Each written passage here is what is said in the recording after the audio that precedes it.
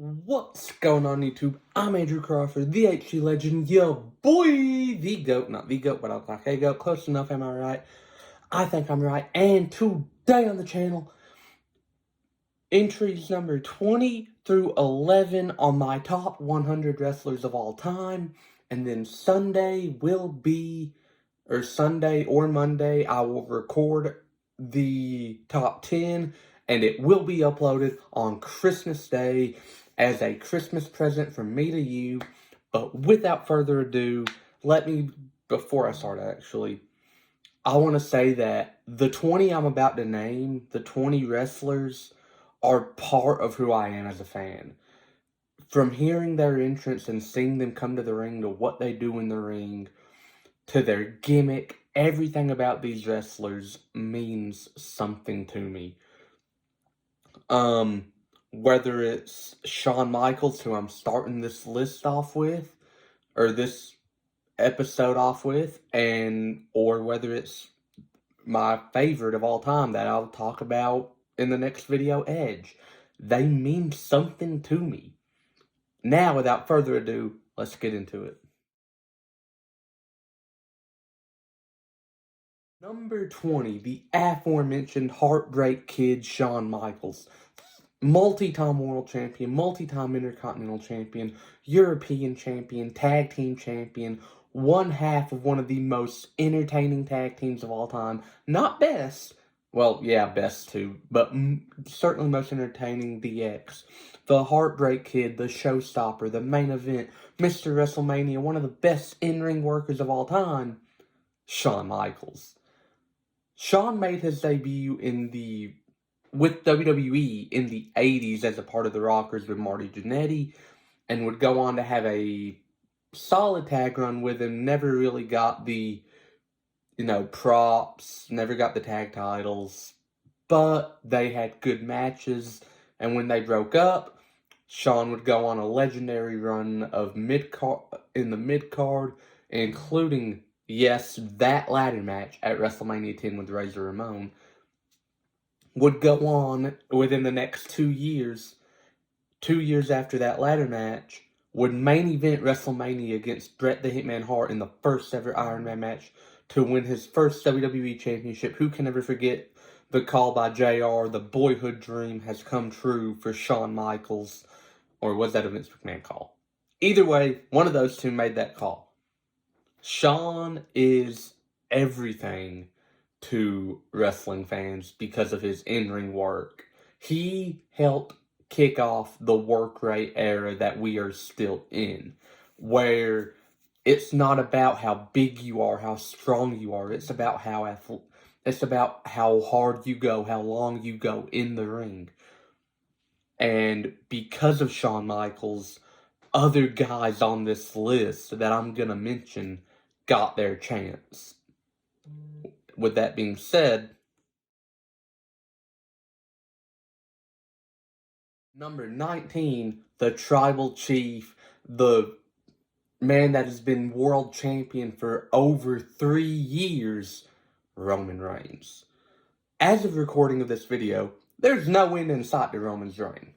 That's a genuine fact. And what he's done in these past 3 years almost wipes away the atrocities of him being shoved down our throats for the first year and a half after the Shield broke up. Longer than that, probably. Roman, in the Shield, he was the cool one. He was the big, broody, didn't talk, I'm here to mess people up if they don't fall in line. That was Roman's whole shtick in the Shield. Shield broke up, he had to talk, and we're like, ooh, that happened. John Cena even buried this man saying, it's called a promo, kid. If you want to do this, you're gonna have to learn to do it. Or if you want to be the big dog, you gotta have to learn how to do it, or something along those lines. And in that same promo, John Cena said, I blame you. I'm still here because you can't do your job. 6 years later, and Roman's kind of proved what Cena said was right. Roman couldn't do his job back then, so Cena had to keep coming back and having matches because they didn't have a new face of the company. 2020, whenever the Tribal Chief stuff started, we didn't see Cena as much, and that's because Roman can finally do his job. Again, Roman Reigns is 19. Acknowledge him. I'm holding up the one. Yeah. Number 18, the American Nightmare, Cody Rhodes. Some of you don't know this. I was a Cody Rhodes fan before he left WWE. Not Stardust, but Cody Rhodes. I think he should have won the Money in the Bank Ziggler won, and I think he should have been in Ziggler's spot the night after Mania when he cashed in. But it's okay that he wasn't, because that gave Cody a motive when he came back. That has obviously been stated of he needs to finish his story, which runs through Roman Reigns. Cody versus Roman 2, I won't mind that at all. This time, let's make it fun. Let's make it like a hardcore match, street fight, something along those lines. But Cody has always been a really talented wrestler, but it was finding a gimmick for him. Dashing Cody Rhodes, not that great. The grotesque Cody Rhodes was some of his best character work. But Cody's never really had that one gimmick that stuck until he had the American Nightmare, which he found away from WWE, but kept all the rights to upon his return.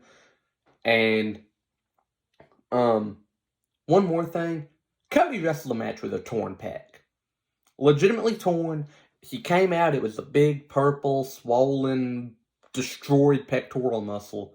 He had that match. It was one of the best match. It was the best match of 2022. Cody will finish the story eventually, but I digress. Next wrestler. Number 17, Latino Heat, Eddie Guerrero. One of my favorite in-ring workers, the best frog splash of all time, one of the most entertaining wrestlers. He lied, he cheated, and he stole his way into the hearts of fans worldwide.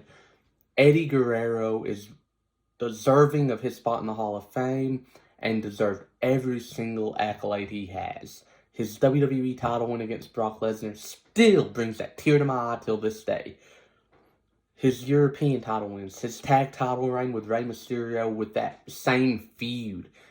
Everything Eddie's done is just so monumental in its own way.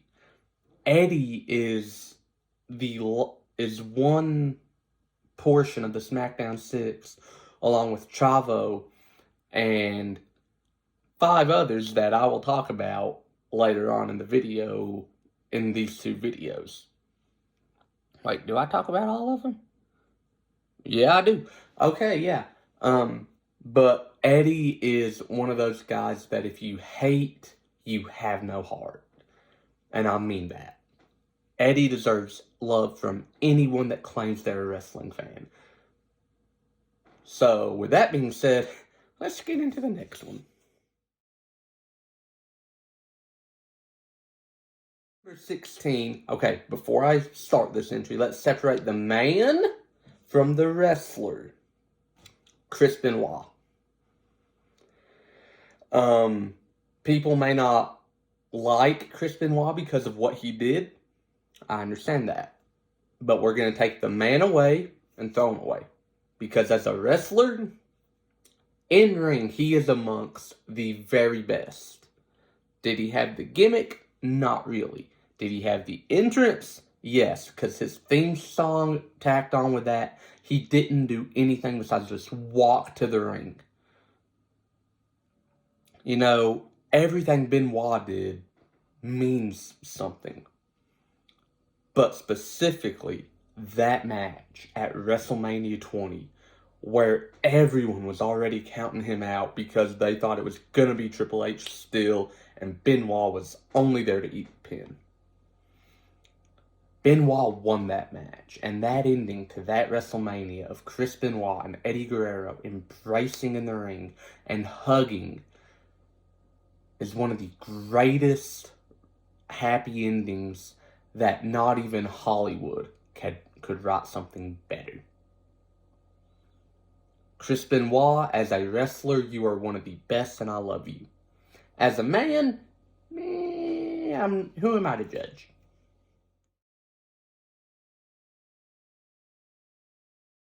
Number 15, look in his eyes and what do you see? A cult of personality, the one and only CM Punk, who was doing this before Chadwick Boseman made it cool.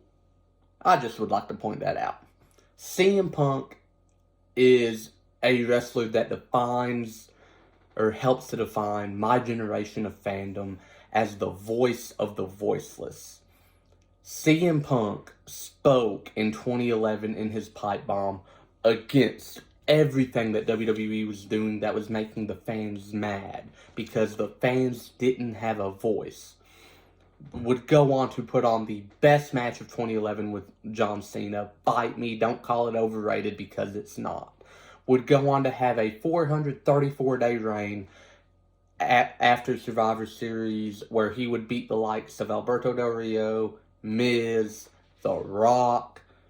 No, he didn't beat The Rock. Never mind. John Cena, The Big Show, Daniel Bryan, and Kane, though, and Chris Jericho. He beat some amazing talent. CM Punk is so deserving of more love than hate. Yes, he did some questionable things in AEW. The Elite started it and Jungle Boy started it. Come on.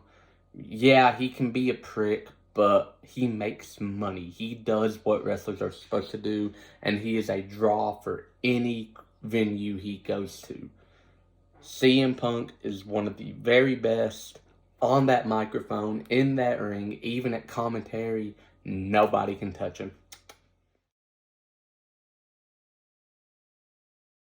Number 14, and I'm sure people were wondering when I'd actually get to this guy, Stone Cold Steve Austin.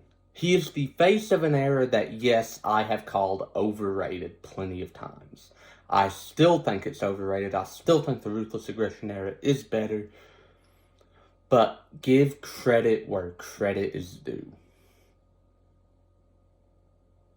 Stone Cold is one of the most influential and iconic professional wrestlers of all time.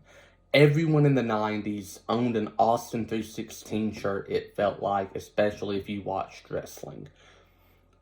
He's so popular that even now, people are like coming out with the Nashville 316 for SummerSlam 2022 and all this.